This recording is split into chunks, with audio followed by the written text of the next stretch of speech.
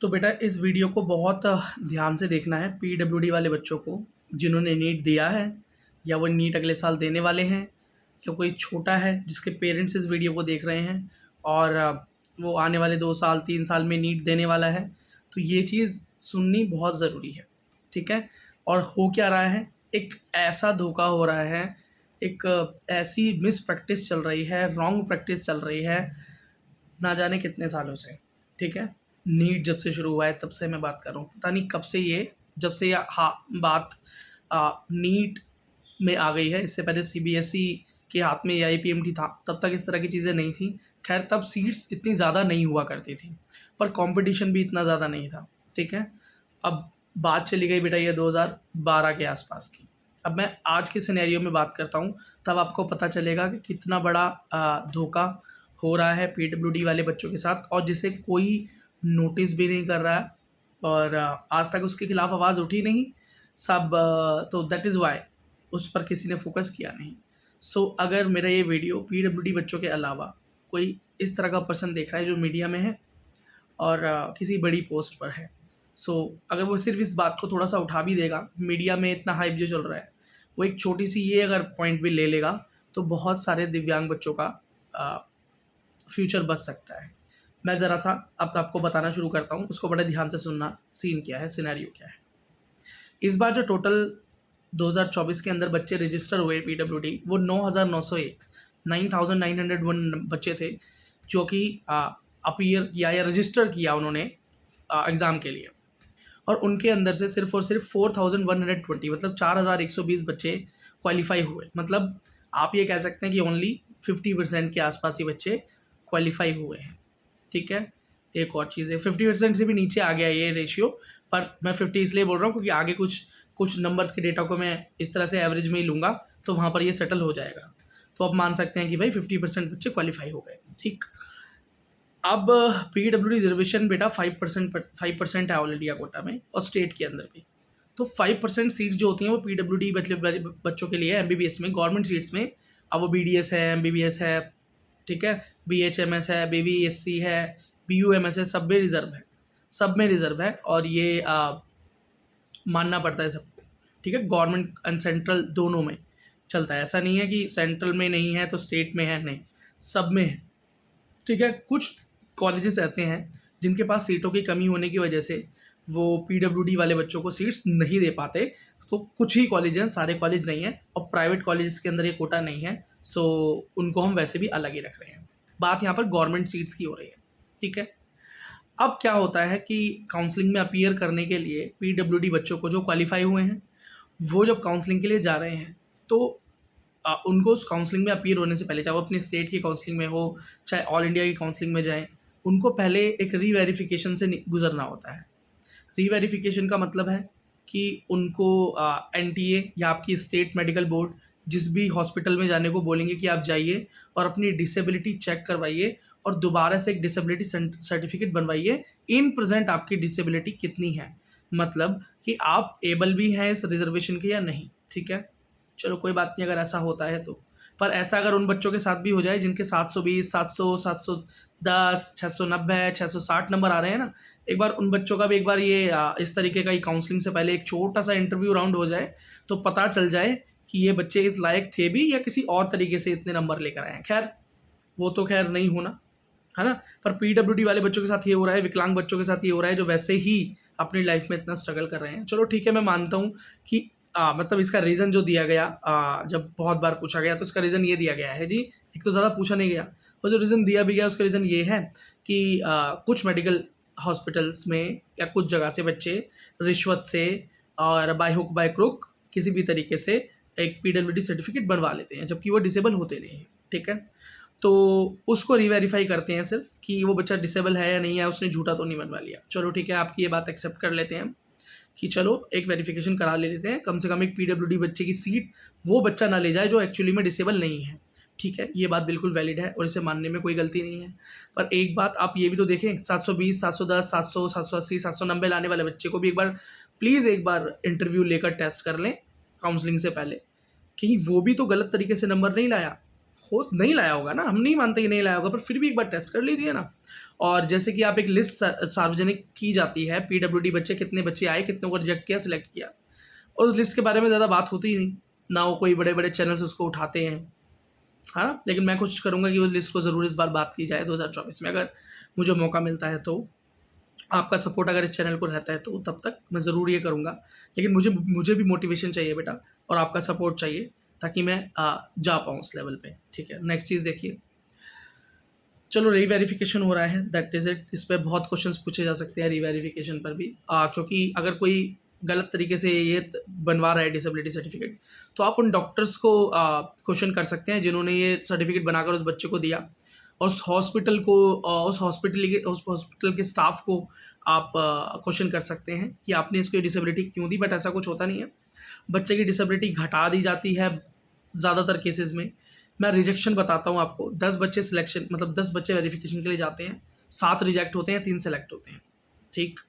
किसी किसी सेंटर पर ये 50 है, 50%, मतलब 10 गए तो 5 सेलेक्ट हुए, 5 फेल हुए।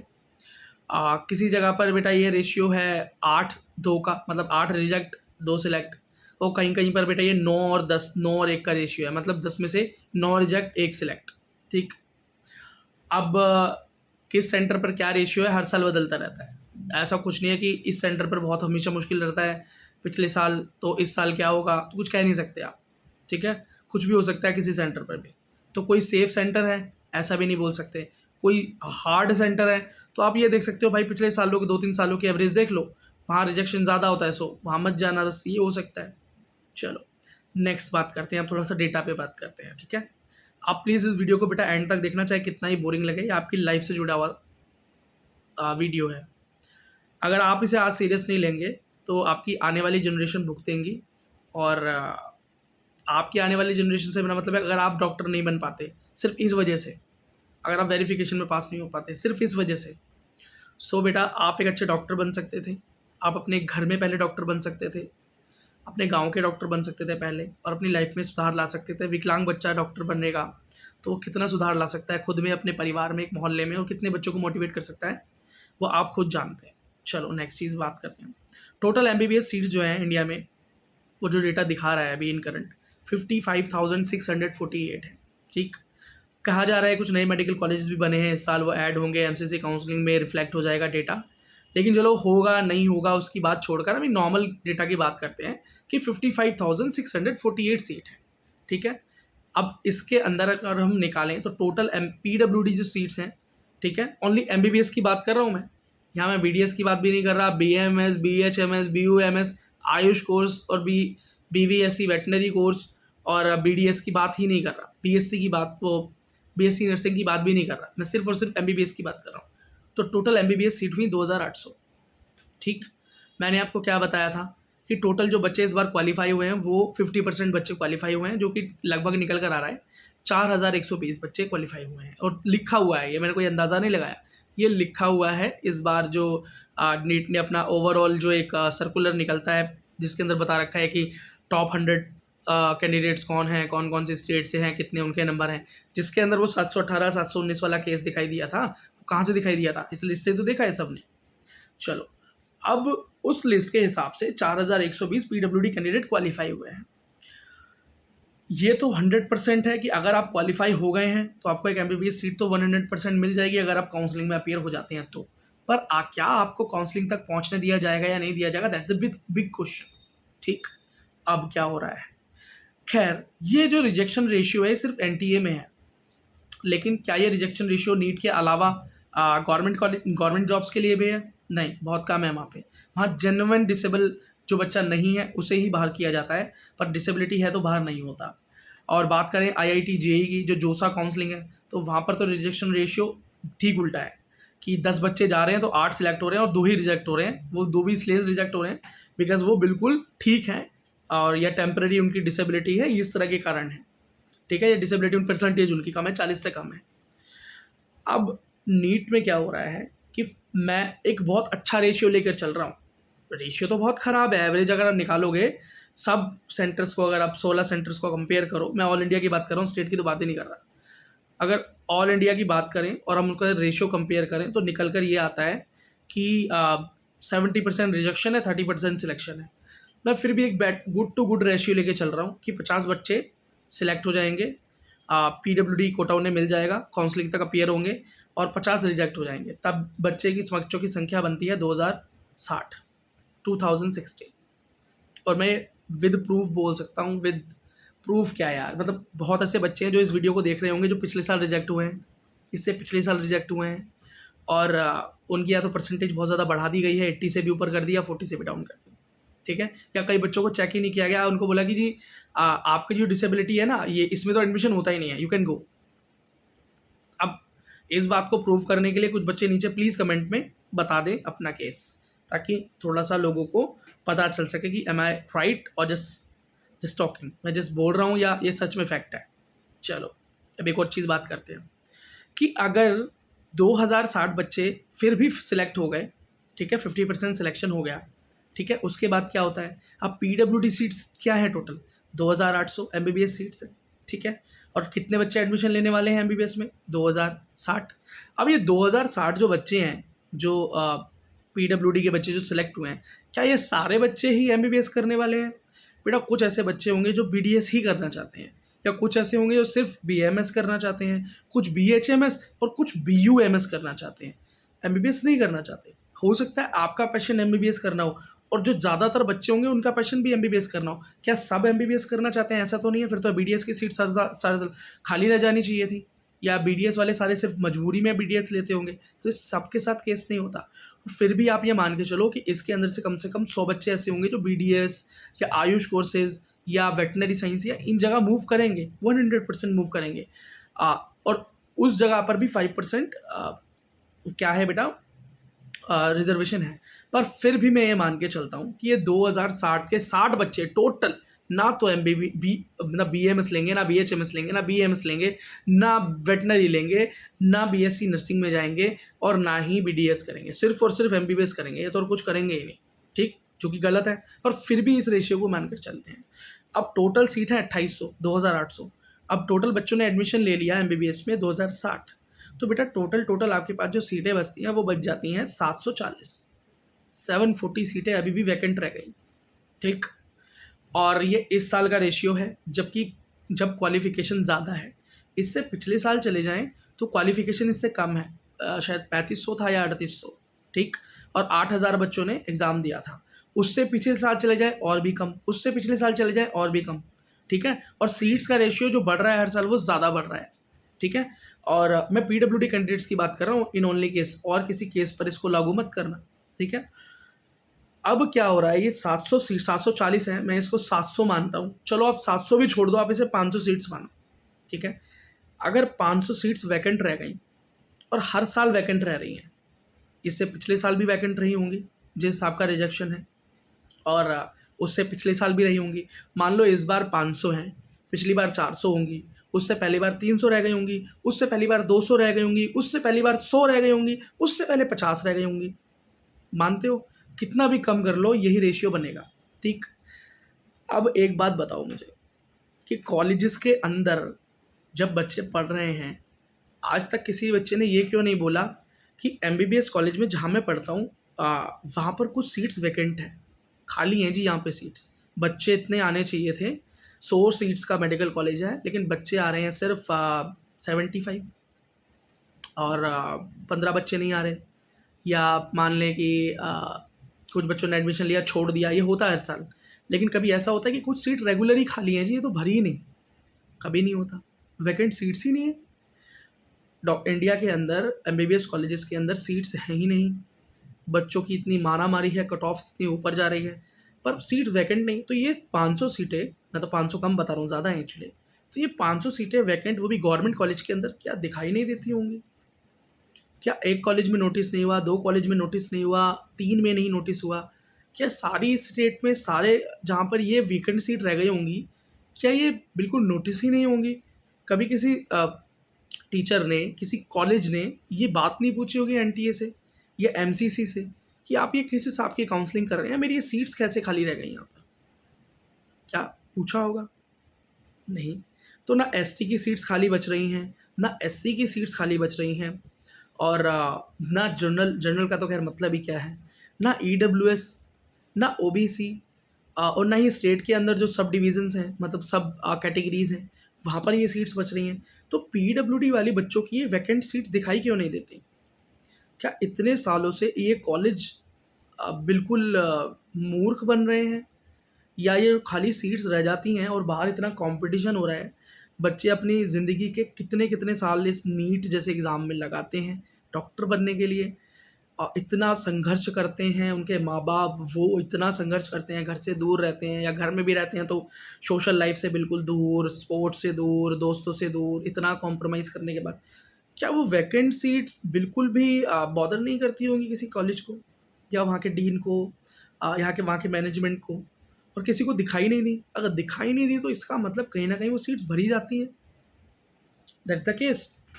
देखिए, जब आईआईटी के अंदर सीट्स वैकेंट रह जाती हैं तो वो एक बड़ा मुद्दा होता है, ठीक है, कि इस आईआईटी के अंदर इस कैटेगरी की सीट्स वैकेंट रह गई, तो वो एक बड़ा मुद्दा होता है। तो उसको कैसे फिलअप किया जाता है? उसको ऑफलाइन राउंड में फिलअप करवाया जाता है, ठीक है। अब वो ऑफलाइन राउंड जो है, जिसे 6th राउंड भी बोल देते हैं जोसा वाले, वो एक रिस्की राउंड होता है। उन बच्चों को एडमिशन वहाँ मिल जाता है जिनकी रैंक ज़्यादा होती है, नंबर कम होते हैं, पर वो इसलिए हो जाता है क्योंकि कुछ जगह पर इतनी सब कुछ होने के बाद भी कि कई बच्चे मूव कर गए, कई बच्चों ने छोड़ दिया, बहुत रीज़न है एक्स वाई जेड, जिसकी वजह से एक पर्टिकुलर कॉलेज के अंदर या इंस्टीट्यूट के अंदर पर्टिकुलर सीट रह गई किसी, तो वहाँ पर वो एक ऑफलाइन राउंड कंडक्ट कराया जाता है जहाँ पर वो बच्चे आकर अपनी एप्लीकेशंस देते हैं या उस काउंसलिंग में अपीयर करते हैं जिनकी रैंक ज़्यादा है या नंबर कम है, तो बाई चांस उनको कम नंबर और ज़्यादा रैंक पर भी एडमिशन मिल जाता है। मतलब in the end IIT, NITs, triple ITs, they want their all seats to be filled, सारी सीट्स भरी जाती हैं। पर इतने बच्चों को रिजेक्ट करने के बाद मेडिकल कॉलेज के अंदर एमसीसी काउंसलिंग, स्टेट काउंसलिंग होने के बाद भी उन बच्चों को कभी कॉल नहीं गया कि भैया आप रिजेक्ट हो गए थे, व्हाट वाज द रीजंस, आप एक बार दोबारा से फिजिकल वेरिफिकेशन करवा लीजिए, अगर आप पास हो जाते तो आपको सीट दे देंगे हम, हमारे कॉलेज में सीट बाकी है। कभी ऐसा होता है? कभी ऐसा नहीं होता। शायद प्राइवेट कॉलेजेस के कुछ एजेंट आपको ज़रूर कॉल करें, if you want to do MBBS college in private, this ये हमारा पैकेज रहेगा, आप आइए, आप अब्रॉड से कर दीजिए, आप रशिया चले जाइए, आप चाइना चले जाइए। पर यहाँ से कभी कॉल क्यों नहीं आता? सारा डेटा एनटीए के पास है कि कितने बच्चे अपेयर हुए, कितनों को रिजेक्ट और सिलेक्ट किया। तो ये हो क्या रहा है? इन सीट्स का होता क्या है? ये सीट्स तो भरी जाती हैं, वैकेंट तो नहीं छोड़ी जाती। ये तो 100% बात हो गई, क्योंकि अगर ये सीट्स खाली रहती, साल भर साल इतनी सीट्स खाली होती, तो ये नोटिस हो जाता। तो भी गवर्नमेंट कॉलेजेस के अंदर जहाँ इतना कॉम्पिटिशन, वहाँ खाली सीट्स रह रही हैं, कैसे मुमकिन है ये? तो इसका मतलब हर साल उन सीट्स को कुछ ना कुछ करके भरा ज़रूर जाता है, और ये उन बच्चों को सीट्स दी जाती होगी। अगर पीडब्ल्यूडी वाला बच्चा नहीं जा रहा है वहाँ पे, और तो बेटा कोई और जा रहा है वहाँ पे। अब वो कौन है जो सीट्स को भर रहा है? वो कौन है जो उन सीट्स पर एडमिशन ले रहे हैं या डॉक्टर्स बन रहे हैं, डॉक्टर्स बनने वाले हैं, इस साल भी यही होने वाला है? कौन है जो आपकी सीट खाने वाला है? You don't know. कोई ना कोई आपकी सीट खा जाएगा, और मैं नहीं चाहता ये हो, ठीक है। तो अब बेटा ये हो क्यों रहा है, और साल भर साल ये हो क्यों रहा है? क्योंकि बेटा कोई आवाज़ ही नहीं है। पीडब्ल्यूडी बच्चों की कोई आवाज़ नहीं है। देखो, मैं एक और चीज़ बताता हूँ। पीडब्ल्यूडी वाले बच्चे जब सिलेक्ट हो जाते हैं, सारे तो रिजेक्ट होते नहीं, कुछ सिलेक्ट भी होते हैं, तो जो सिलेक्ट हो जाते हैं ना, वो मूव ऑन हो जाते हैं। ना वो भी सोशल मीडिया पोस्ट करते हैं, और ना ही कभी कोई यूट्यूब करते हैं, ना ही आवाज़ उठाते हैं। कोई नहीं है इस पूरी फील्ड में। और अगर वो पोस्ट करते भी हैं तो सिर्फ वो ये इस तरह के पोस्ट करते हैं कि I am MBBS student, I am enjoying my life, first year, second year, this and that, exam and this, और आप मेरी वीडियोस देखें, like and follow and share करें, और नीट का मैं ज्ञान पेलता हूँ आपको, और ऐसे ऐसे आप पास हो जाना। 3 दिन में नीट कर लेना, 5 दिन में नीट कर लेना, 10 दिन की तैयारी में नीट कर लेना, मैंने तो ऐसे ही किया था, ठीक है। वो ऐसे आपको ज्ञान पेलेगा, लेकिन आपको ये नहीं बताएगा कि स्ट्रगल क्या है, बिकॉज वो स्ट्रगल से गुजरा ही नहीं, वो पास होकर निकल गया। स्ट्रगल किसका हुआ? जो फेल हुआ उसका स्ट्रगल हुआ। और उससे भी ज़्यादा वॉरियर कौन हुआ? जो अगले साल फिर उस फेलियर के बाद, फिर उस रिजेक्शन के बाद उठ खड़ा हुआ, और उसने दोबारा से नीट का एग्ज़ाम दिया, और वो फिर से उस वेरिफिकेशन को फेस करने जा रहा है जहाँ पर वो लास्ट ईयर फेल हुआ था। कुछ बच्चे ऐसे भी होंगे जो इस वीडियो को देखेंगे, वो भी नीचे सेक्शन में बता दें, कमेंट सेक्शन में, कि आप किस कॉलेज में गए थे वेरिफिकेशन के लिए, डिसेबिलिटी क्या थी, क्या परसेंट थी, वहाँ पर क्या दी गई, और आपने हिम्मत कैसे जुटाई दोबारा से एनटीए का एग्ज़ाम, ये नीट का एग्ज़ाम देने के लिए। You are the real warriors, ठीक। आप जैसे बच्चे हिम्मत जुटा सकते हैं इस गलत सिस्टम को, इस गलत प्रैक्टिस के लिए, ठीक? क्योंकि आप फिर से उस चीज़ का सामना करने वाले हैं, उस ट्रॉमा का सामना करने वाले हैं, ठीक है? पर मैं पूरी हेल्प कर रहा हूँ बच्चों की उनकी डिसेबिलिटी में, कि वो रिजेक्ट ना हो। I am trying my best, ठीक है? I am trying my best, so I need your support as well. So बेटा नेक्स्ट चीज़ क्या है, हम कैसे रोकें इस चीज़ को, इस अनवांटेड रिजेक्शन को कैसे रोकें? सबसे पहले खुद को नॉलेजेबल बना लें अपनी डिसेबिलिटी की वजह के संदर्भ में। मतलब कि आपकी डिसेबिलिटी कैसे नापी जाती है, आपकी डिसेबिलिटी परसेंटेज कैसे दी जाती है आपको, और किस तरीके से चेकअप होते हैं, और जो चेकअप होते हैं वो क्या-क्या स्टेप्स हैं, और किस-किस चीज़ की क्या-क्या परसेंटेज आपको मिलती है, आपकी ओवरऑल परसेंटेज जो बनती है वो कैसे बनती है। तो अगर आपको किसी सेंटर पर रिजेक्ट किया जाता है तो आप आराम से इस बात पर डिस्कस कर सकते हैं उस टीचर से, उस डॉक्टर से, कि why you are rejecting me, I am this kind of a person, this is my problem and मेरी इतनी परसेंटेज बन रही है आफ्टर दिस चेकिंग, और मेरे को मैं वेरीफाई करवा कर आया हूँ, you are doing wrong with me and I'll file a case against you, that for sure। नहीं तो मुझे दोबारा से चेक करो, मेरे साथ ठीक से परफॉर्म करो, यू कैन डू इट, ठीक है? आप कर सकते हो ये, लेकिन अगर वो भी तब जब आपको लगे कि आपके साथ गलत हो रहा है, क्योंकि आपके लिए एक आवाज़ कौन उठाएगा? अब हमारी कोई कम्युनिटी तो है नहीं, तो I want you to give power to this channel. आप इस चैनल को, इस यूट्यूब चैनल को प्लीज़ पावर दें। पावर से मेरा मतलब है सपोर्ट दें, जिस भी तरीके से आप कर सकें, ठीक है? सब्सक्राइब करें, लाइक करें, वीडियोस को शेयर करें, और अगर आप डोनेशन कर सकते हैं, एनी स्मॉल अमाउंट आप कर सकते हैं, ताकि मैं अपनी टीम को ज़्यादा मोटिवेट कर सकूं, ताकि आपका रिजेक्शन रेट डाउन हो सके, आप एक अच्छी प्रैक्टिस के साथ, तैयारी के साथ एनटीए सेंटर्स पर जा सकें। और दूसरी बात, अगर हमारा चैनल ग्रो होगा, बड़ा होगा, तो ये 100% है कि एक दिन जब हम एक बड़ा चैनल हो जाएंगे, और आई होप हम हो ज़रूर जाएंगे, क्योंकि कब तक किसी के साथ गलत किया जा सकता है, एक आवाज़ तो बनना पड़ेगा। आज आप इतना बड़ा मूवमेंट देख रहे हैं कि बड़े बड़े जो यूट्यूब चैनल हैं वो अलग पांडे सर को फॉलो कर रहे हैं, और अलग पांडे सर आज मेन स्ट्रीम मीडिया तक पहुंच चुके हैं। That is the power of YouTube, और लोगों की बात हो रही है। लेकिन हर साल पीडब्ल्यूडी बच्चों के साथ, अब अलग पांडे की दिक्कत नहीं, क्योंकि अलग पांडे सर को नहीं पता कि ये भी एक बात है। कई लोगों को नहीं पता, इवन पीडब्ल्यूडी कैंडिडेट्स को नहीं पता कि बैकग्राउंड में हो क्या रहा है। तो कहीं इन सीट्स को भरना, गलत तरीके से भरना, और किनको ये दी जा रही है इसमें, और जो हाई रेट ऑफ रिजेक्शन है इसमें कोई कनेक्शन तो नहीं है, ठीक है? खैर आप समझदार हो, मैं ज़्यादा बातें बोल नहीं सकता, because we are not as large as they are. So हमें इस चैनल को मेंटेन भी रखना है, तो बहुत ज़्यादा गलत शब्दों का इस्तेमाल या कंट्रोवर्शियल वर्ड्स का इस्तेमाल मैं नहीं कर सकता। That is why I am playing with words, और प्ले सेफ विद वर्ड्स, ठीक है? तो आप खुद समझदार हैं, कमेंट सेक्शन आपके लिए खुला हुआ है। सो प्लीज़ इस वीडियो को लाइक करें, शेयर करें पीडब्ल्यूडी वाले बच्चों के साथ, ज़्यादा से ज़्यादा इस चैनल को सपोर्ट करें, ताकि ये चैनल ग्रो हो। और जब ये चैनल ग्रो होगा, तो जब आप किसी सेंटर पर एग्जैक्टली विज़िट करेंगे, और वहाँ पर अगर ज़्यादा रिजेक्शन होगा, तो हम विद पावर, विद मनी, हर तरीके से आपका सपोर्ट कर पाएंगे, ठीक है? क्योंकि आपकी आवाज़ भी इंटरनेट पर होनी ज़रूरी है। और अगर ये मेरा वीडियो आपके शेयर और लाइक करने से अगर किसी मीडिया पर्सन के पास, किसी हाई लेवल पर्सन के पास, किसी भी इन्फ्लुएंशियल बंदे के पास पहुँचे, तो प्लीज़ एक बार वो मेरे इन फैक्ट्स पर हल्का सा ध्यान दें, और थोड़ा उनको स्टडी करें, और आपको लगे कि हाँ मैं ठीक बातें बोल रहा हूँ थोड़ी भी, तो आप जब ये नीट के बारे में इतना सब कुछ हो ही रहा है, एनटीए के बारे में इतना सब कुछ हो रहा है, तो एक छोटा सा आर्टिकल या एक शॉर्ट वीडियो, और या एक ऐसे एक छोटा सा आर्टिकल कहीं लिख सकें, तो प्लीज़ उसे शेयर करें कि क्यों पीडब्ल्यूडी वाले बच्चों का इतना ज़्यादा रिजेक्शन है एनटीए सेंटर्स पर, और वाई पीडब्ल्यूडी सीट्स जो हैं वो वैकेंट रहती हैं हर साल, और उन वैकेंट सीट्स का क्या होता है उसका भी कुछ ना कुछ जवाब मिलना चाहिए।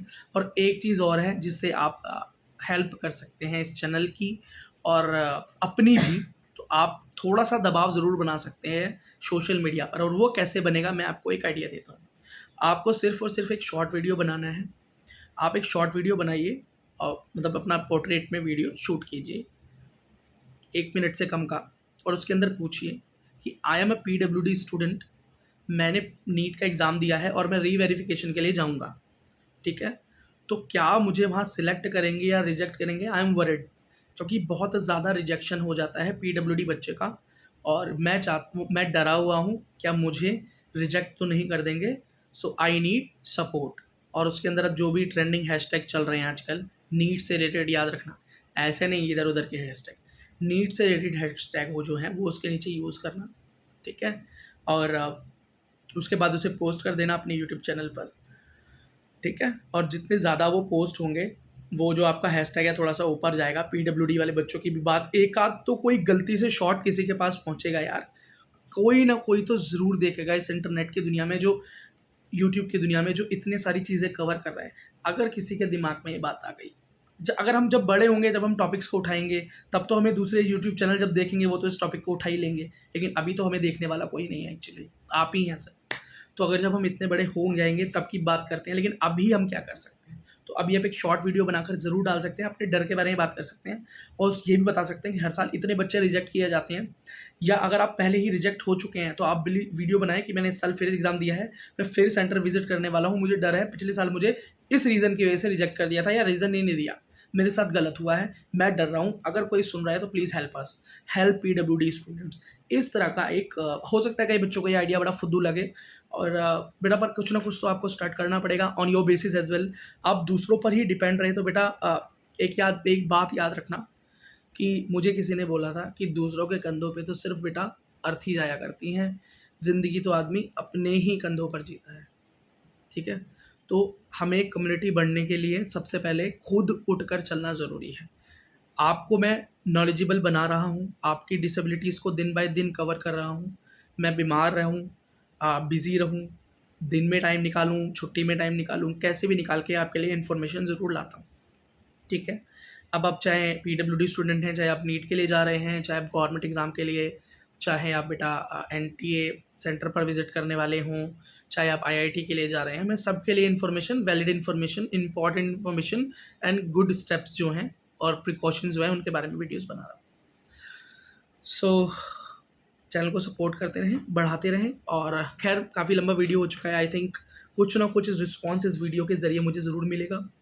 जितने भी लोगों तक ये वीडियो जाएगी, अगर वो पीडब्ल्यूडी स्टूडेंट हैं, तो प्लीज़ ये शॉर्ट्स ज़रूर अपने यूट्यूब पर डाल दें, और यूट्यूब पर नहीं डाल सकते तो अपने इंस्टा पर डाल दें। और अगर इंस्टा पर नहीं डाल सकते, सम फॉर रीज़न्स की, मतलब बहुत सारे दोस्त जुड़े हैं उससे, और बहुत सारे रिश्तेदार जुड़े हैं, सो एम्बैरेसमेंट फ़ील होगा, दैट इज़ व्हाई हम अपने सोशल पे नहीं डाल सकते। तो यूट्यूब पर डाल दीजिए, अगर आपका चैनल नहीं है तो, बिकॉज़ अगर नहीं है तो फिर आपके रिश्तेदार उस यूट्यूब से नहीं जुड़े होंगे, आप यूट्यूब पर डाल सकते हैं, ठीक है ना? तो ये करें ज़रूर, ठीक है? और बाकी आप इस चैनल को एम्पावर्ड करें बाय एनी मीन, जो भी आप कर सकते हैं इस चैनल के लिए। सुपर थैंक्स परचेज़ कर सकते हैं, डोनेशन दे सकते हैं, लाइक, सब्सक्राइब कर सकते हैं, दैट इज़ इट। चलो ठीक है, मिलते हैं बेटा नेक्स्ट वीडियो में। All the best, thank you.